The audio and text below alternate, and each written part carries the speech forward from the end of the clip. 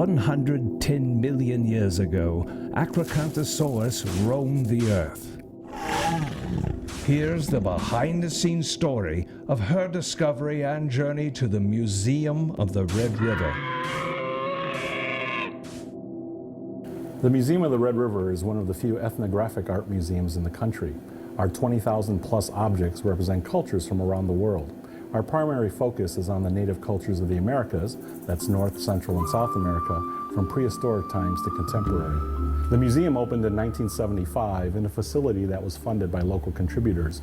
They were led by the Heron family, particularly Quintus and Mary, who have continued to be generous benefactors of the museum and the community at large. The museum opened in response to local archaeological research that was being conducted by federal and state agencies due to numerous construction projects that were going on. With dam construction and road widening, a vast quantity of archaeological materials was being recovered.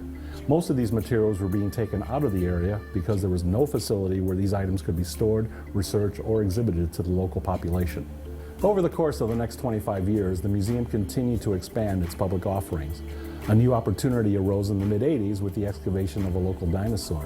This specimen turned out to be the most complete fossil of its kind, an Acrocanthosaurus atokensis.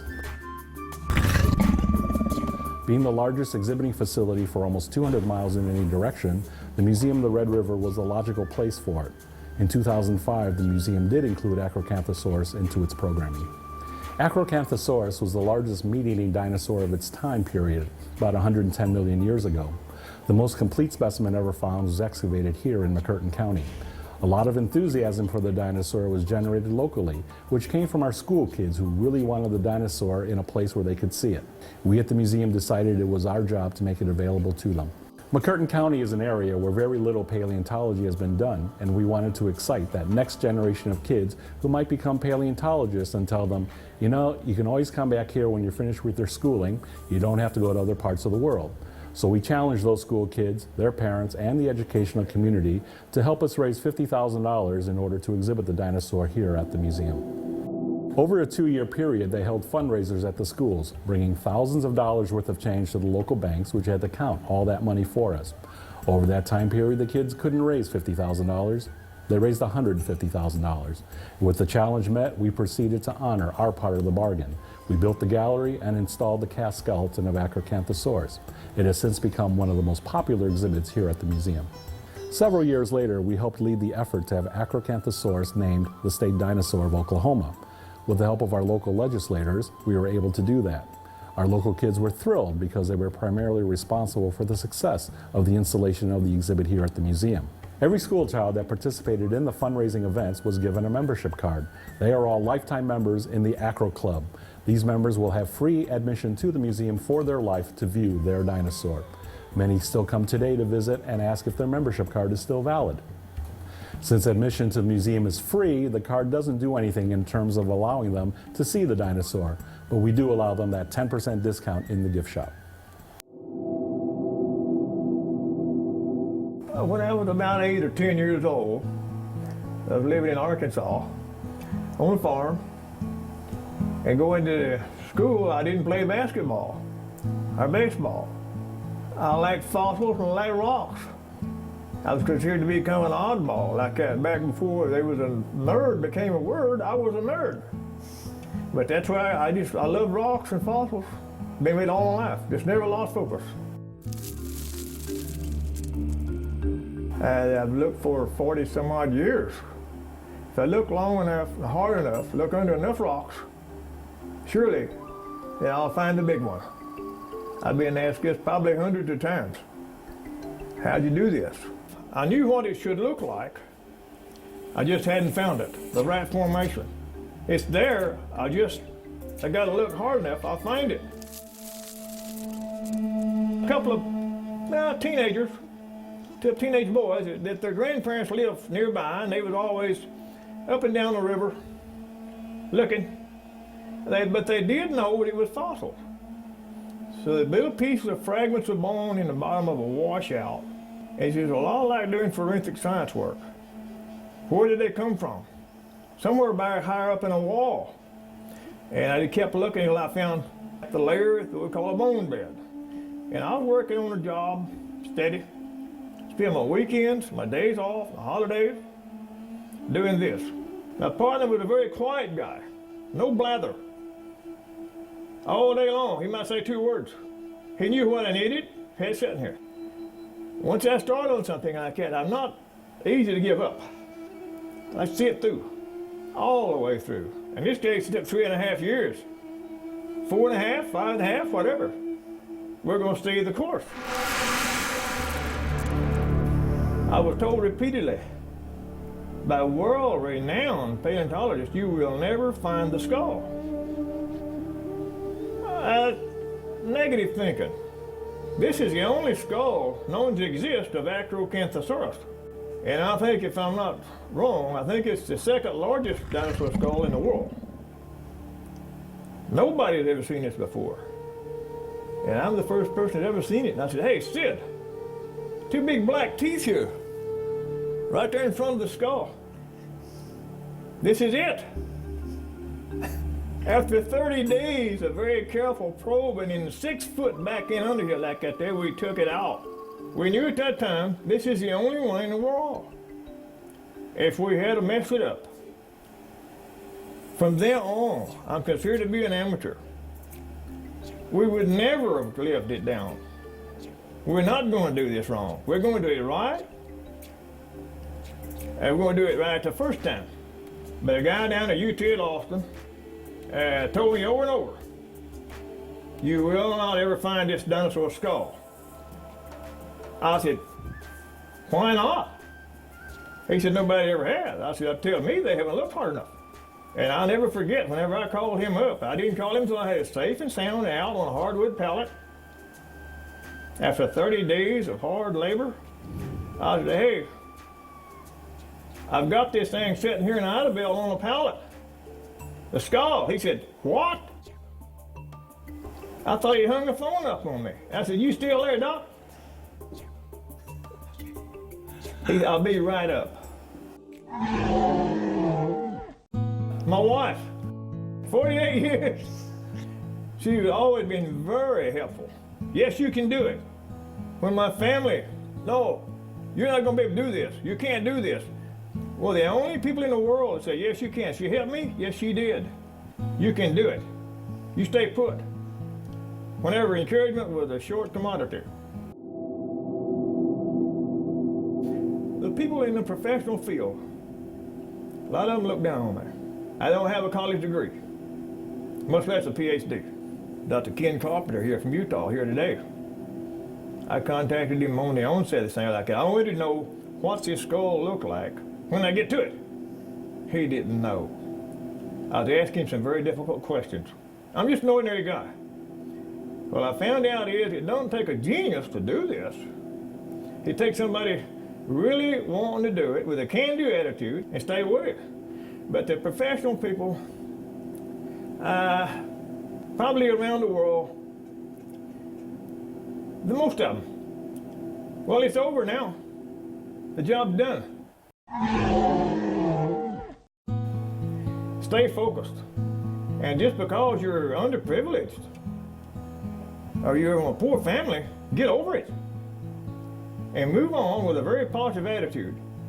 It can be done. And the American dream is, I'm living proof. You want to make a lot of money? I made more money at this than I've ever dreamed of. So this money's not everything. My wife's a 3-time cancer survivor. I've had a stroke and like to died. Yeah, success.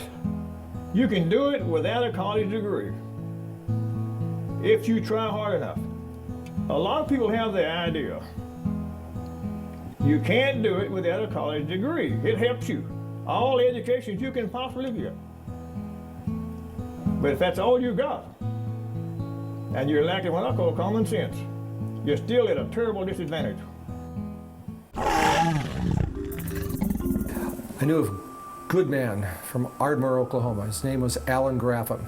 He had a business called Geological Enterprises. I met him first in 1976 at the Tucson Gem and Mineral Show.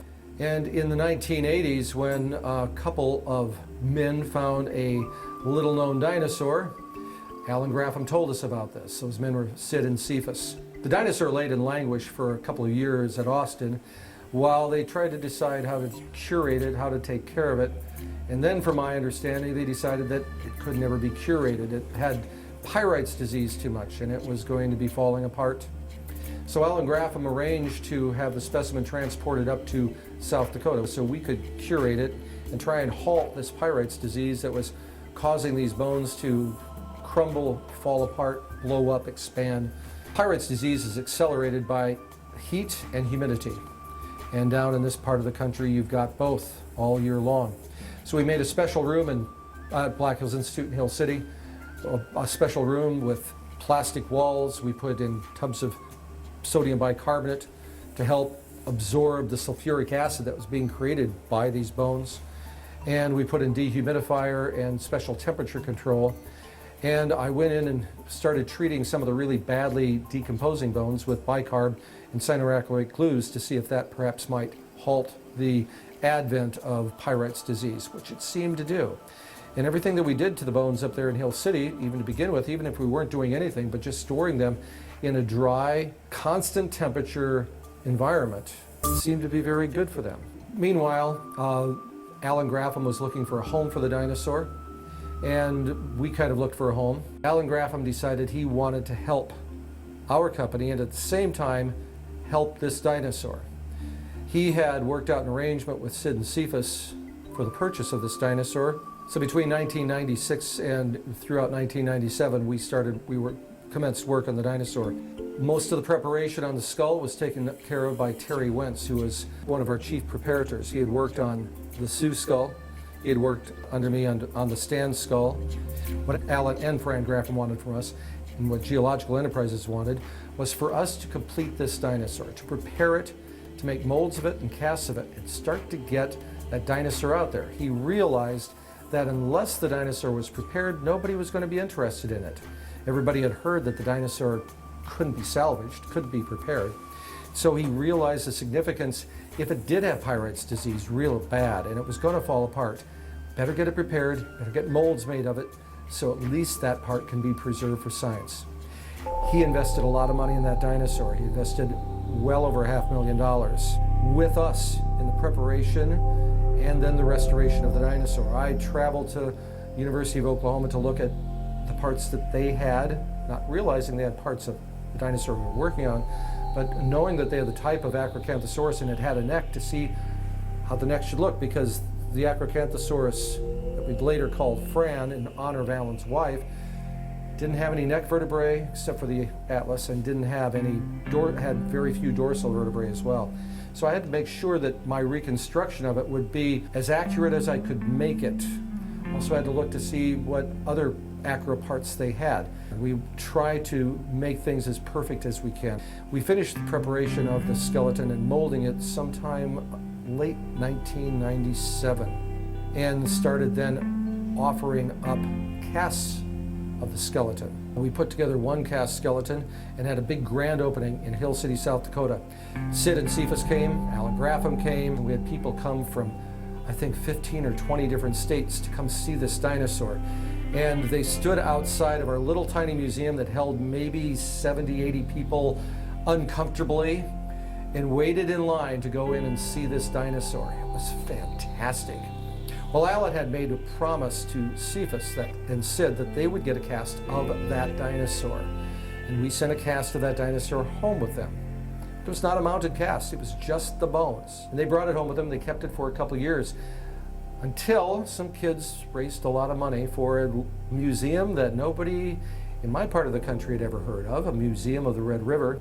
And the Museum of the Red River had money to put behind for us to put together a mount of Sid and Cephis' cast bones to put on display in Idabel, Oklahoma.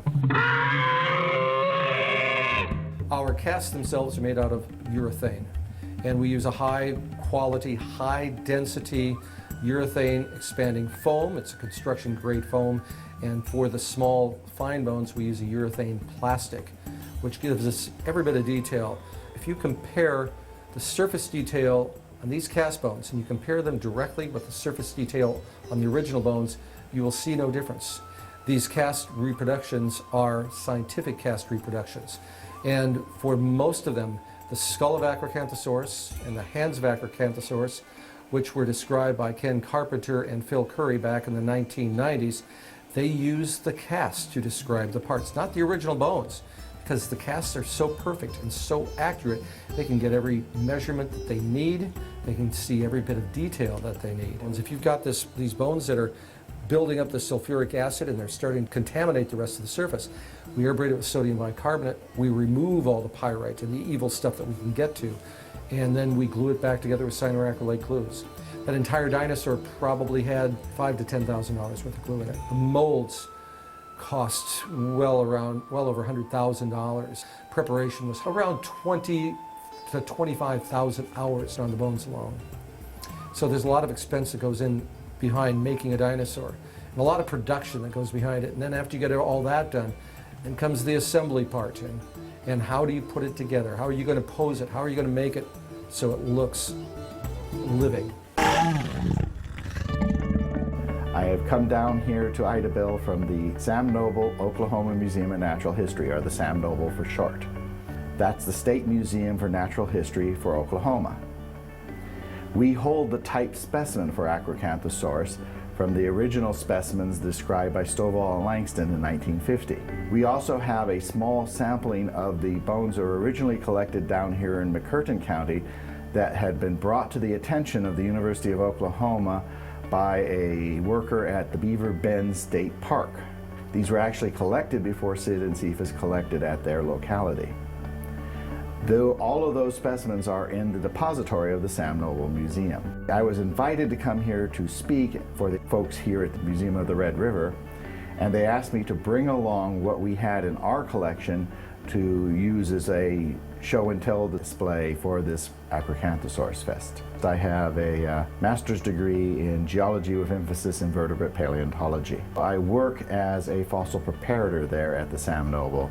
I'm the person who gets the bones from the field and then prepares them out of the rock to ready them for study or research. It's a very rare specialty, actually, because a lot of times you don't even have a fossil preparator supporting a researcher. The researcher has to do it all themselves. I fell in love with dinosaurs when I was a little kid. So I was already telling the school teachers in the first grade that when I grew up I was going to be a paleontologist. You only really want to follow your dream if you're very much in love with it. Because for the amount of work you put into becoming a paleontologist, you could easily become a lot of other things that pay a lot more. To give you an example of this, I once had a teacher come by. We were doing a tour of a lab, and she said, "I want to introduce you to a young kid who wants to become a paleontologist when he grows up. And so, can you talk to him and give him instructions on this?" And he came up to me, and the first thing he asked was, "How much do you earn a year?" And I said, if that's the first question you're going to ask, you don't want to be a paleontologist. You could easily become something that pays a lot more for the same amount of training. Now, the other approach, though, to this is you could go out, become independently wealthy, and then do paleontology as a hobby. I'm an artist and a model builder, and I was contacted by the museum to come down here and speak about reconstructing dinosaurs through art. So I work with paleontologists and I work with museums, and my art studio creates a variety of things for advertising, for design, for trade shows, and for museums. How we determine the exterior appearance of a dinosaur is in a number of different ways.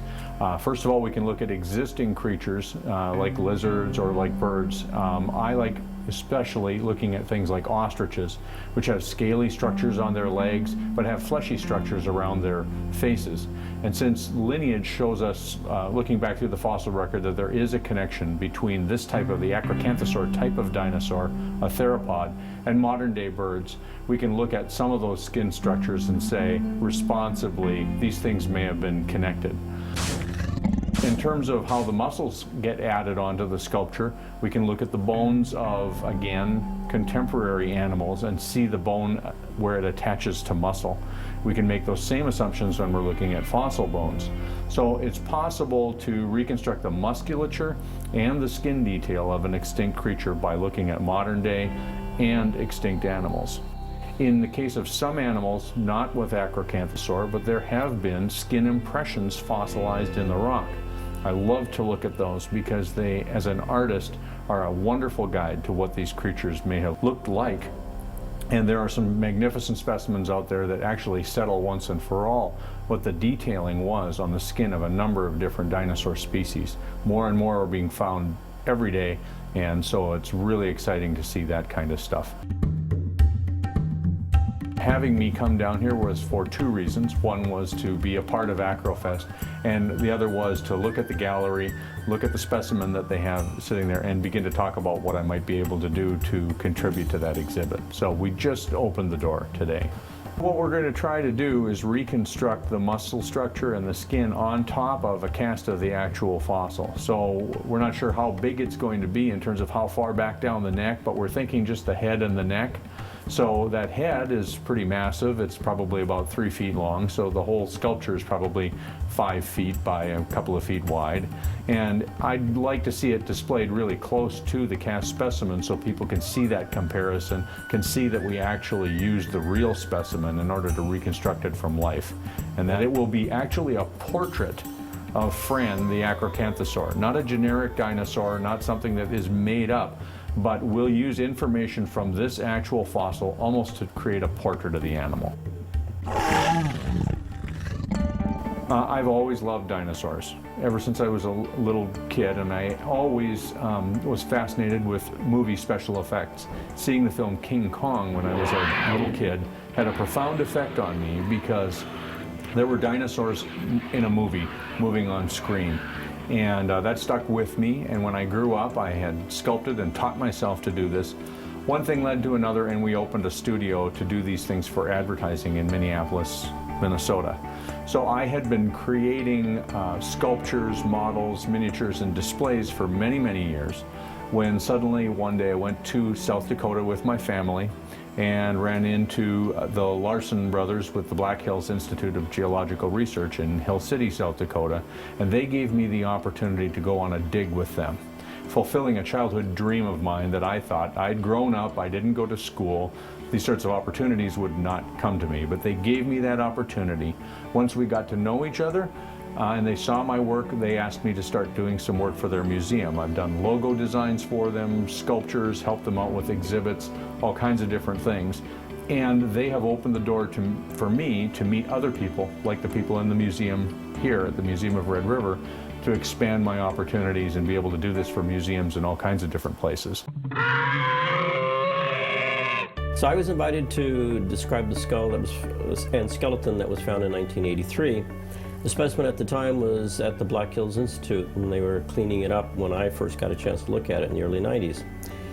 And I was quite amazed at how complete of a specimen it was, and there was just so much new information that we had no idea on what this animal was really like prior to that description. What was known about Acrocanthosaurus was just a very short scientific paper. It was written in 1950, and that was it. And the entire scientific community was just basically having to rely on this very preliminary description. With the discovery of this new specimen and the skull being so great, there was so much new scientific information that was available. It actually showed Acrocanthosaurus to be a lot different than a lot of people had thought. Some of the earliest reconstructions of this animal made it look like a Tyrannosaurus rex with a very tall back, fins on its back. It turned out that's not the way it looked at all. In fact, the skull and some of the parts of the skeleton indicated it was a much more primitive animal. Tyrannosaurus rex was much more advanced. It has some features in it that are very much like a bird, which is kind of surprising to think of this huge 5-ton or 6-ton chicken, as it were. What we saw with the Acrocanthosaurus is that it was more similar to certain forms that lived much earlier in time, called Allosaurus. And that's a carnivorous dinosaur that lived actually even here in Oklahoma. A relative form is called Saurophaganax. In fact, I think that's the state fossil. So the Acrocanthosaurus turned out to be more closely related to the Saurophaganax than to T-Rex. This is a rather impressive animal, and this is a huge skull. It's almost 4 feet in length. It's got some huge teeth. And those blade-like teeth have very fine serrations on them, which allowed it to cut right through muscle and flesh. So we definitely know it was an active predator. Even though as a carnivorous dinosaur it has some features with Tyrannosaurus, they actually weren't related. This animal became extinct some 50 million years before Tyrannosaurus even walked the earth. T-Rex has these big banana-shaped teeth, which was very powerful and had probably a bite of around 170 tons. Acrocanthosaurus has a more delicate snout, more delicate face. Its teeth are very thin blades. Best estimates on its power of its bites was only about 54 tons, and so it was definitely eating differently than T-Rex. T-Rex was definitely a bone cruncher. So in one sense, it's more closely related to an animal that lived at an earlier time that hunted sauropod dinosaurs like Brontosaurus or Apatosaurus, the more correct name. And from the Paluxy River down in Texas, we have found these tracks of sauropod-type dinosaurs being stalked by an Acrocanthosaurus. So it looks like then that these animals, Acrocanthosaurus and Saurophagonax, may have in fact been primarily feeders on these big animals, the big sauropods.